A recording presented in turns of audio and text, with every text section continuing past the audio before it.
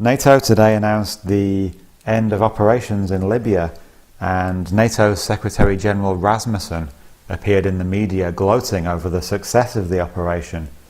And it has indeed been a great success for the Western elite, who have got what they wanted from the very beginning of this contrived war, which is the removal of the non-compliant, belligerent Gaddafi, who, as we all know, was murdered in cold blood shortly after being sodomized with a stick and then left to slowly rot in a supermarket cold room whilst hundreds of curious onlookers filed past to take photos of his decaying corpse.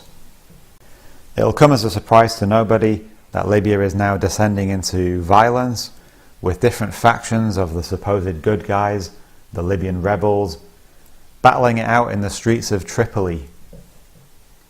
A militia from the town of Zintan arrived at Tripoli Central Hospital intent on finishing off a guy that they'd earlier tried to shoot, but who'd survived and was being treated at the hospital. When they arrived, guards from the Tripoli brigade tried to prevent them from entering, and a heavily armed shootout took place between these two different factions of the revolutionaries.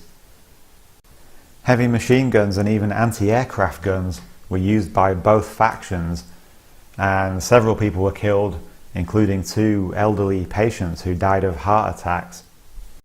It's also been reported that the entire population of a town near Misurata of 30,000 people has been driven out by former rebels for siding with Gaddafi, and some of its population, who are black-skinned Libyans, have been shot and beaten.